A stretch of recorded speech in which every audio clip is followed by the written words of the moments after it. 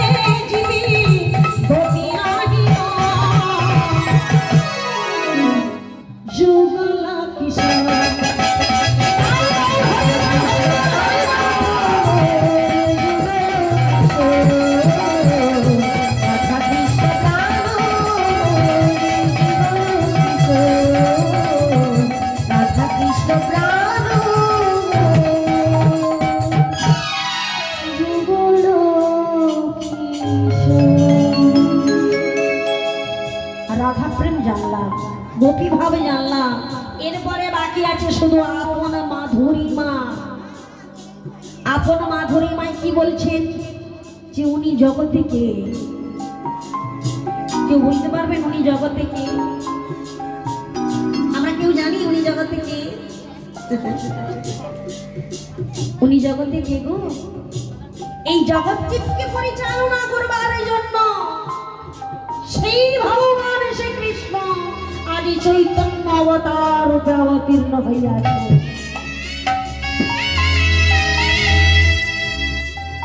আর এই চৈতন্য অবতার রূপে অবতীর্ণ হয়ে সকল জীবকে বললেন, ও জীব তোমরা হরিনাম করো। তবে হ্যাঁ, আমরা হরিনাম করি বটে বাবা, কিন্তু হরিনাম করতে গেলে কোনো বয়সের দরকার হয় না, কোনো সময়ের দরকার হয় না। হয় কি? কথায় আছে উঠিতে হরি, বসিতে হরি, খেতে হরি, আর শুতে হরি। সর্বদাই হরির সাধন করো, করে যাও, তোমার কর্ম তুমি করে যাও। ব্যাংকে টাকা রাখলে যেমন সুদ বাড়ে, হ্যাঁ, প্রভুর চরণে যদি আমরা ঠিকভাবে সাধন ভজন করতে পারি তাহলে হয়তো আমাদের জন্য কৃপাটা তোলা থাকবে। হ্যাঁ, একদিন পাবো তার চরণে যদি আমাদের মিনতি ঠিকভাবে থাকে। তাই বলছে যে আমাদের হরিনাম গাইতে হলে কখন গাইতে হবে, কিভাবে গাইতে হবে, এখনো হয়তো আমরা অনেকে জানি না। হ্যাঁ, অনেকে জানি না যে কখন গাইবো, কিভাবে গাইবো। তো আসুন আমরা সবাই মিলে একটু জেনে নেব যে হরিনাম তাহলে আমরা কখন গাইবো, কিভাবে গাইবো, কেমন ভাবে গাইবো, আর হরিনাম গাইবে বা কি হবে। হরিনাম গাইলে কি হবে গো? পেট ভরবে? হ্যাঁ, দেখেছি সবাই চলে যাচ্ছে বলে এখানে হরিনাম শুনে কি হবে বলো, চলো ওখানে খাওয়া দাওয়া হচ্ছে, খেয়ে দিয়ে চলে যাবে। হরিনাম শুনলে পেট ভরে না, মন ভরে যায় গো। এই হরিনামের মধ্যে যে আনন্দ আছে এমন আনন্দ কি আর কোথাও আছে? এতদিন সংসারে থেকে পেয়েছো, পাওনি তাই না? এখন কি ইচ্ছে হচ্ছে যে সবকিছু ছেড়ে ছুড়ে চলে যাই বৃন্দাবনে, তাই না? আচ্ছা, কে কে বৃন্দাবনে যাবে হাত তোলো তাহলে দেখি।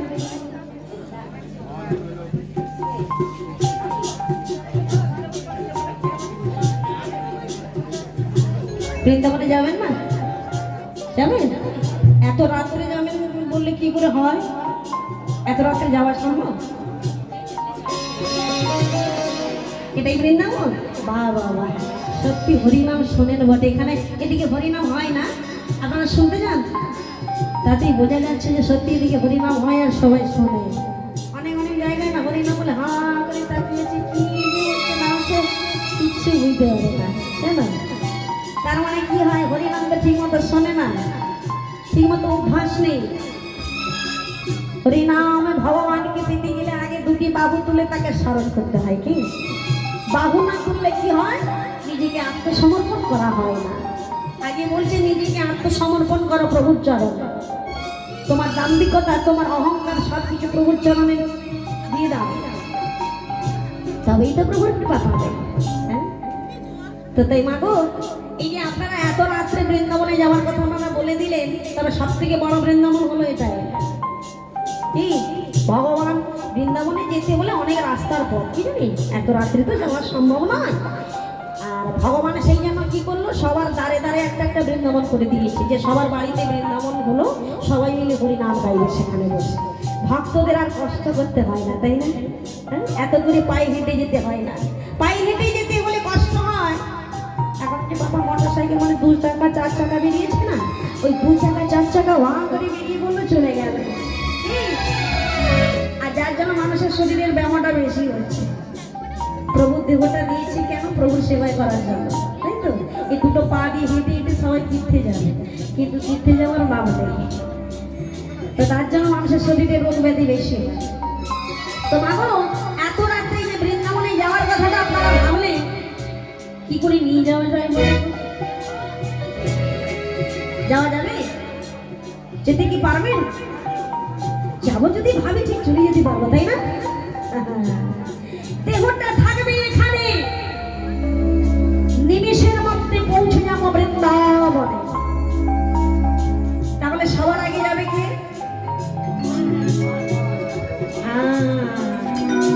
সবার আগে যাবে আমাদের মন। কথায় বলে না, তোর মন যদি ঠিক থাকে সব কাজ ঠিক হবে, আর মন যদি গন্ডগোল হয়ে যায় সব। এই যে এত বড় একটা অনুষ্ঠান হচ্ছে, এই যে মহতি হরিবাসরে, এর একটা কি বলে সৎ মনের দরকার, তাই না? মহৎ মন না হলে মহোৎসবের আয়োজন হয় না। প্রভুর আজ কি হয়েছে? কৃপা হয়েছে ওনার প্রতি, মহৎ মন তৈরি হয়েছে, যার জন্য তিনি সকল মহৎদের নিয়ে তিনি মহোৎসবের আয়োজন করেছেন। এটা পূর্বজন্মের স্বীকৃতি ছিল না, সবারই কপালে হয় না এমন ভক্তদের নিয়ে হরিবাসর তৈরি করা। প্রভু এসেছে সবাইকে প্রসাদ সেবন করানো, এটা সবার কপালে হয় না। পূর্বজন্মের স্বীকৃতি যদি তোমার থাকে তবেই তুমি পারবে। তাই চলুন মা, একবার তাহলে বৃন্দাবন থেকে ঘুরে আসি। তো এই মুহূর্তে তার সবাই মিলে যাও একটু বৃন্দাবনে, তাই তো? চলে গিয়ে আমার ওই না মধুর বৃন্দাবন, যমুনার ধারে ধারে তমালে দিব।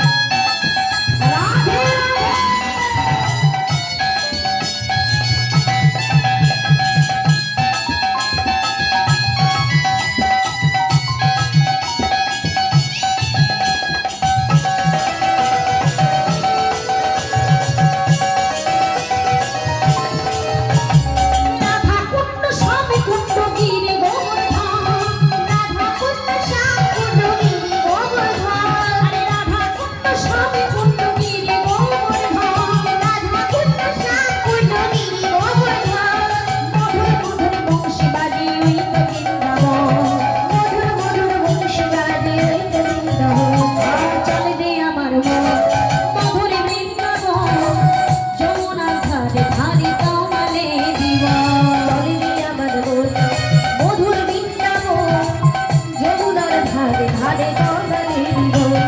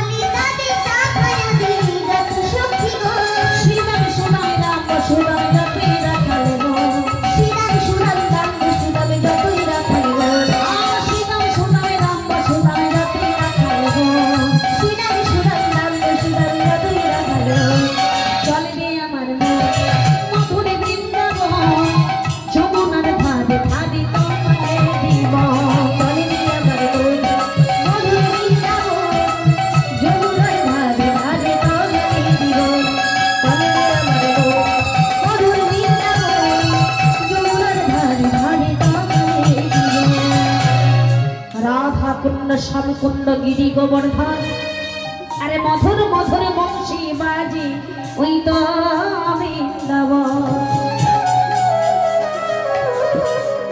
কি গো মায়েরা ভগবানের বাঁশির ধ্বনি কি শুনতে পান? আমরা শুনতে পাই না, তাই না? কেন পাবো বলুন তো? আমাদের কি ঠিক সেইভাবে ভজন সাধন হয়? আমরা তো ঠিকভাবে ভজন সাধন করতে পারি না, তাই ভগবানের বাঁশির ধ্বনি শুনতে পাই না। আমাদের যদি ভজন সাধন ঠিকভাবে হতো আমরা বাড়িতে বসেও ভগবানের বাঁশির ধ্বনি শুনতে পেতাম। কেন বললাম? বাঁশি তো আমাদের এই বৃন্দাবনটাই বাজছে। বাঁশি যদি এখানে না বাজতো তাহলে কি আমি কথা বলতে পারতাম? নাকি আমি তাকিয়ে থাকতে পারতাম? না আমি দাঁড়াতে পারতাম? দিন রাত করে বাঁশি এখানে বাজছে। ওই যে বৃন্দাবনটা দেখছেন না, ওই বৃন্দাবনটার আয়তন কত বলুন তো? 84 ক্রোশ। যে বৃন্দাবনটাকে আমাদের এই দেহ বৃন্দাবনের সঙ্গে তুলনা করা হয়েছে, আমাদের এই দেহ বৃন্দাবনটাও 84 ক্রোশ।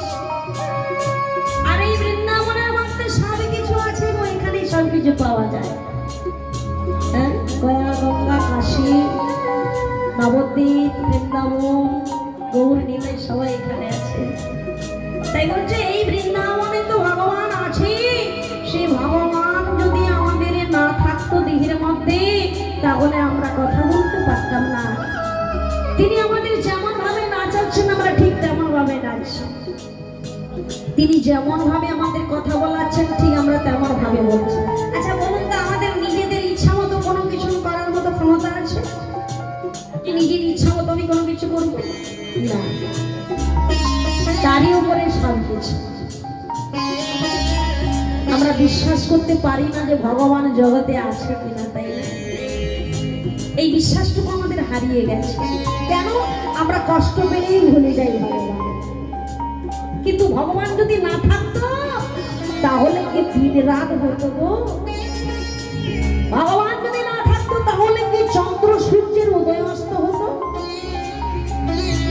ভগবান যদি না থাকতো তাহলে কি নদীতে জোয়ার ভাটা হতো? ভগবান যদি না থাকতো তাহলে কি গাছে ফুল ফুটতো না ঝরে পড়তো? তাই আমাদের ইচ্ছা মতো কোনো কিছু আমরা করতে পারি না। তাই সবই কিছু তারই ইশারায় গো, তারই ইশারায় আমরা চলি, তারই ইশারায় আমরা কথা বলি। তুমি ফোটাও বলি ফুটি গো দয়া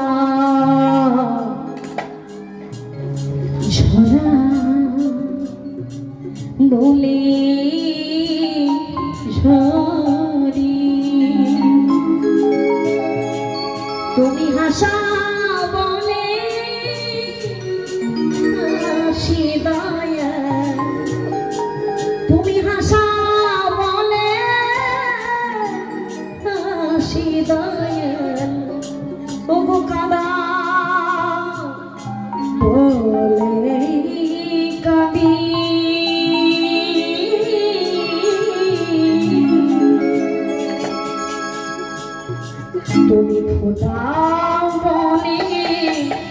ছুটি গো দয়া ছড়া বলে ছড়ি তুমি ফোটা বলে ছুটি গো দয়া ছড়া বলে ছড়ি তুমি হাসা বলে হাসি দয়া হাসা বলে হাসি দয়া কাঁদা বলে কাঁদি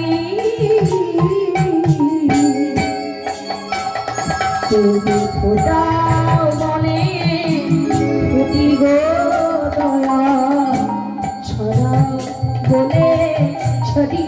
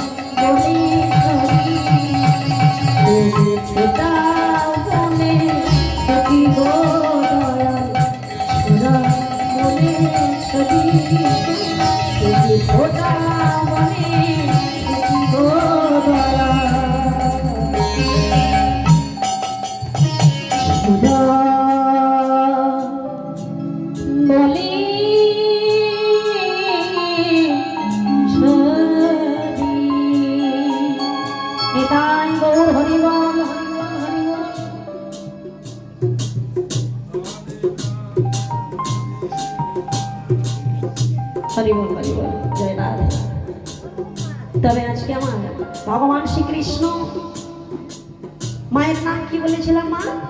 সচি মাতা, তাই তো? আর পিতার নাম কি গো? জগন্নাথ। রাধে রাধে। এই সচি মায়ের প্রথম অবস্থায় 8টি মেয়ে হয়েছিল, জানো? কটি বললাম?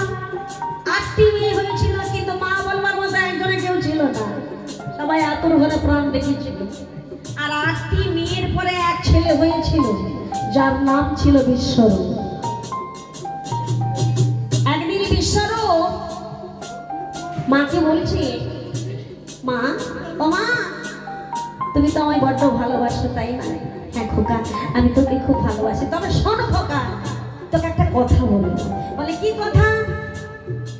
আমার তো বয়স হতে চললো, আর কতদিন সংসারের মাল টানবো বলবো?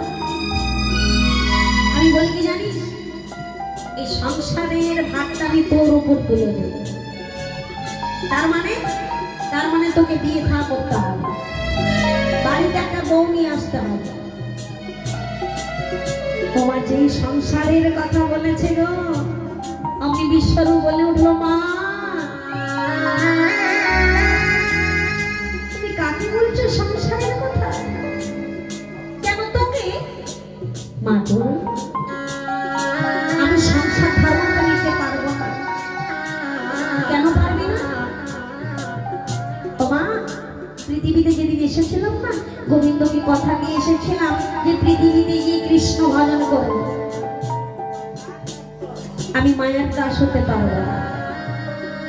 আমি যদি সংসারী হয়ে যাই, আমার একজন স্ত্রী হবে, আমার ছেলে হবে, মেয়ে হবে, সংসারের প্রতি এমন টান হবে, আমি হয়তো কৃষ্ণ ভজন করতে পারবো না। তাই মা গো, আমার ওই সংসারের কথা বলো না, আমি কিন্তু গ্রহণ করতে পারবো না। সে দিবি? হ্যাঁ মা, আমি ঠিকই বলেছি। তবে জানি না এই যে সংসার ধর্মের কথা নয়, তুমি শোনাবে, হয়তো বেশি দিন তুমি আমাকে আটকে রাখতে পারবে না। কেন, তুই কোথায় যাবি? ও মা, আমি সন্ন্যাসে চলে যাব।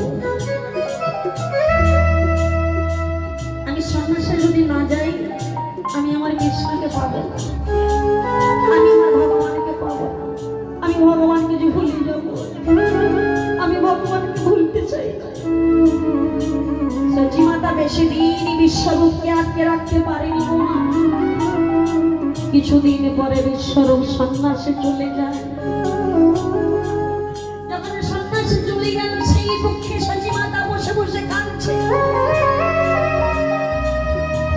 দয়াময়, আমি এমন কি অপরাধ করেছি তোমার কাছে? আমাকে 8টি মেয়ে দিয়েছিলে, তাকেও তুমি কেড়ে নিলে। 8টি মেয়ের পরে এক ছেলে হলো, তাকেও তুমি নিয়ে নিলে। বলো তো আমার কি আছে? আমি কাকে সন্তান বলে জড়িয়ে ধরবো? কি আমাকে মা বলে ডাকবে? বলুন, আমার কি আছে? আমার তখনকার দিনে সুরধনী গঙ্গা সাক্ষাৎ দেবী ছিল। কেউ যদি গিয়ে সুরধনী গঙ্গার কাছে বর প্রার্থনা করত, সুরধনী গঙ্গা তাকে বর দিত। তাই আগে সচি মাতা ছুটে গেল সেই সুরধনী গঙ্গার কাছে। সুরধনী গঙ্গার কাছে গিয়ে বলছে, হে মা পতিত পাবনী গঙ্গা, তুমি তো জগৎ জননী মা, তুমি কি পারবে না এই অভাগিনীর দুঃখ দূর করতে? মা, আমি তোমার কাছে কেন এসেছি জানো? আমাকে একটা সন্তান ভিক্ষা দাও না মা। আমি যে কোনো সন্তানের কান্না দেবে না তুমি আমার? আজকে সচি মায়ের এই দৃশ্য দেখে সুরধনী গঙ্গা দৈববাণী করে বলে উঠল, সচি,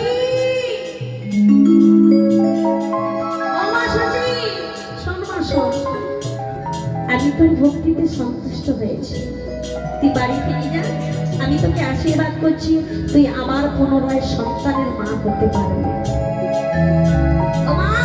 তুমি যখন আমাকে আশীর্বাদ করলে, তুমি যখন আমাকে বর দিলে, তাহলে আমি তোমার পক্ষে স্নান করে এই দেহটাকে একটু পবিত্র করতে চাই। দেবে না তুমি আমায় স্নান করতে? বলে, কেন দেব না? আর আমার পক্ষে তুই একবার স্নান কর। সচি দেবী সুরধনী গঙ্গার জলে নেমে গেল। গঙ্গার জলে নেমে গিয়ে স্নান করছে। আর সেই সুরধনী গঙ্গার অপর তীরে অদ্বৈত আচার্য প্রভু এসে দাঁড়িয়ে আছে। দাঁড়িয়ে দাঁড়িয়ে প্রভুকে ডেকে বলছে, ও প্রভু, এবার তুমি এসো প্রভু, এবার তুমি এসো। এই নদীয়ার বুকে বড় দুর্দশা লেগেছে। কেন জানেন না?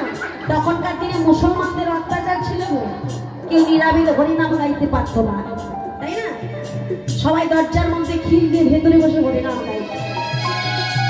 তাই অদ্বৈত আচার্য প্রভু একটা তুলসী পাতা আর কিছুটা নদীর জল হাতে নিয়ে প্রভুর চরণে অর্পণ করে বলছি, ও ভক্তবাঞ্ছা পূরণকারী, ভক্তের মনোবাসনা তুমি পূরণ করো। এই বলে সেই জল তুলসী নদীর জলে ছেড়ে দিল।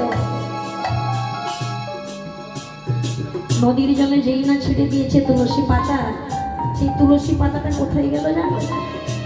যেখানে সচি মাতা স্নান করছে, যেখানে সচি মাতা স্নান করছে সেখানেই চলে যাচ্ছে।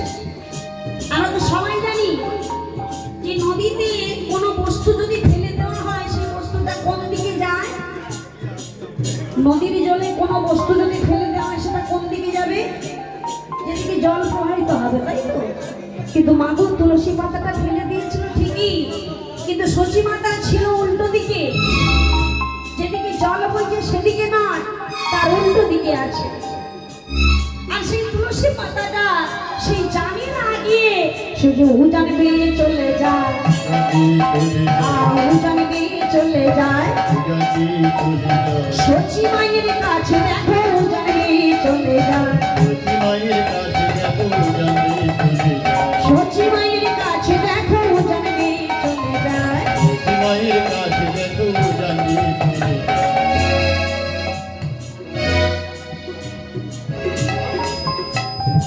হরি বল হরি বল, রাধে রাধে।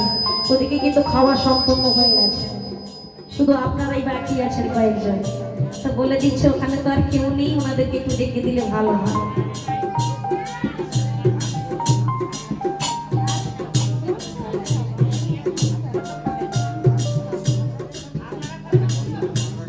হরি বল হরি বল, রাধে রাধে। ঠিক আছে, আমি সংক্ষেপে মহাপ্রভুর লীলাটা জন্ম করিয়ে দিচ্ছে, যে মহাপ্রভু কিভাবে জন্ম হলো। রাধে রাধে। আজকে কি হলো? এই তুলসী পাতাটা উজানে দিয়ে চলে গেল কোথায়? যেখানে সচি মাতা স্নান করছে। সচি মাতা নদীর জলে আচমন করলো, সে আচরণের মধ্য দিয়ে তুলসী পাতাটা চলে এলো। যেই না তুলসী পাতা চলে এলো, সচি দেবী কি করলো? সেই তুলসী পাতাটাকে উদরস্থ করে নিল। আর সঙ্গে সঙ্গে কোনকে ভগবান জানতে পেরে গেল যে এবার আমার যাওয়ার সময় হয়ে গেছে, আমাকে ওখানে যেতে হবে। সেই তুলসী পাতাটা গ্রহণ করার পর বাড়ি ফিরে এলো।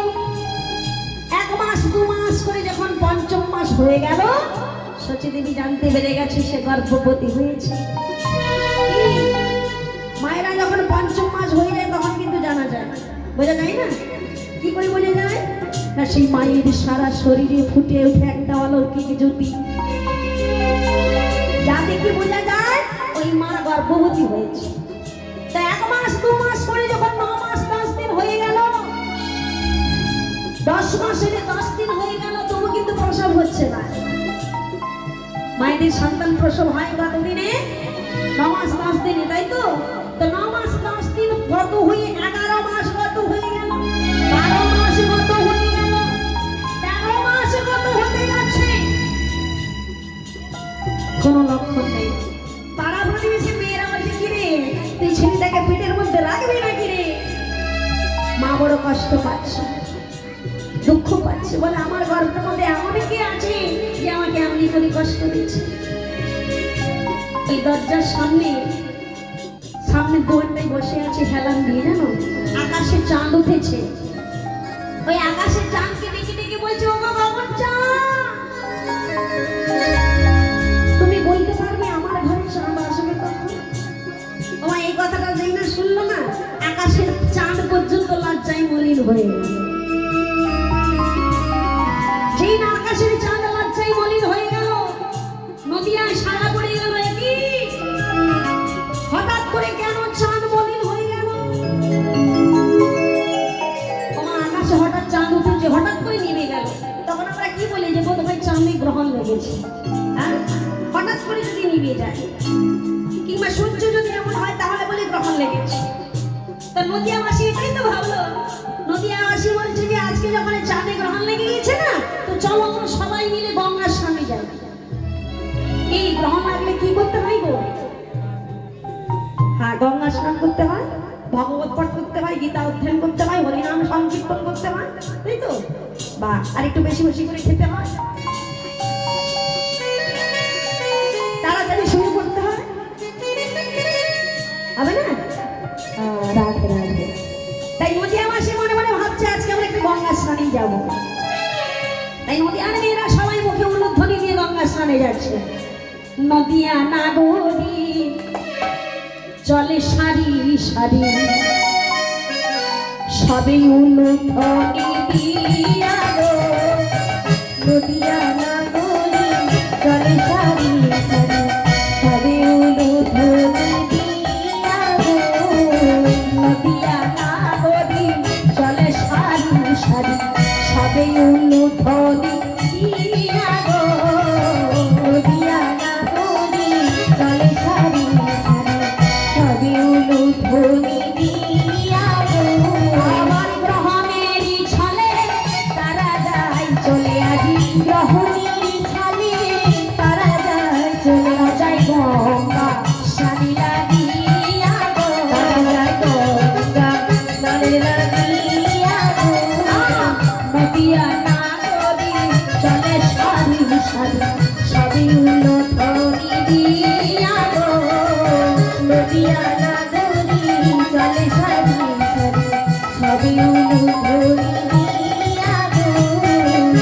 নদিয়ার মেয়েরা ভাবছে আজকে গ্রহণ তো লেগেছে। আচ্ছা বলুন তো মায়েরা, সত্যি কি গ্রহণ লেগেছে? না, গ্রহণ লাগেনি। তাহলে কি হলো? আজকে যে নদিয়ায় পূর্ণ ব্রহ্ম চাঁদের উদয় হবে, সেই জন্য লজ্জায় আকাশের চাঁদ মলিন হয়ে গেছে। কিন্তু নদিয়াবাসী তো কেউ জানে না। একজন কিন্তু জানতো, সে কে? অদ্বৈত আচার্য প্রভু। আজ অদ্বৈত আচার্য প্রভু দেখছে দাঁড়িয়ে দাঁড়িয়ে, দেখো দেখো নদিয়াবাসী চলে যাচ্ছে, ওই আকাশের চাঁদ মলিন হয়ে গেছে দেখে ওরা ভাবছে চাঁদে গ্রহণ লেগেছে না। কিন্তু না গো না, তোমরা যেটা ভাবছো সেটা না। আজকে গ্রহণ লাগেনি। আজকে যে নদিয়ার বুকে ভগবানের আবির্ভাব হবে, সেই জন্য আকাশের চাঁদ লজ্জায় ঢেকে গেছে। কিন্তু ওরা তো কেউ জানে না, ওদের একটু জানাতে হবে। কি করে জানাবো? ওরা যখন সেই সুরধনী গঙ্গার কাছে যাচ্ছে, ওখানে গিয়ে কিন্তু সবাইকে বলতে হবে।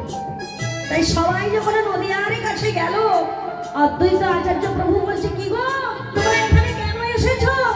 বলে দেখতে পাচ্ছ না আকাশের চাঁদে গ্রহণ লেগেছে? বলে না গো না, আজকে চাঁদে গ্রহণ লাগে না।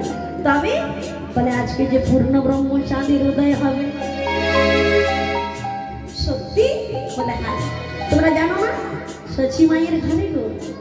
তাহলে আমাদের কি করতে হবে? কেন? তোমরা উচ্চস্বরে হরিধ্বনি করে ভগবানকে ডাকো। ভগবান বলেছে, যখন ভক্তরা আমাকে উচ্চস্বরে হরিধ্বনি করে গগন ভেদ করানো হরিধ্বনি করে আমার স্মরণ করবে, তখনই আমি অবতার রূপে অবতীর্ণ হব। ভগবানকে উচ্চস্বরে হরিধ্বনি করে না ডাকলে ভগবান আসে না। তাই নদিয়াবাসী সবাইকে ডেকে বলছে, এসো আমরা উচ্চস্বরে হরিধ্বনি করি। তাই সবাই মিলে উচ্চস্বরে হরিধ্বনি করছে। কৃষ্ণ কৃষ্ণ হরে কৃষ্ণ কৃষ্ণ কৃষ্ণ হরে হরে হরে রাম রাম রাম হরে হরে হরে কৃষ্ণ কৃষ্ণ কৃষ্ণ কৃষ্ণ হরে হরে হরে রাম রাম রাম হরে হরে কৃষ্ণ কৃষ্ণ হরে হরে হরে রাম হরে হরে কৃষ্ণ বলো সবাই মিলে বলো দেখে হরে হরে। আমার সঙ্গে তো ঠিকই আপনারা বলতে পারছেন। হরে কৃষ্ণ কৃষ্ণ কৃষ্ণ হরে হরে হরে রাম রাম রাম হরে হরে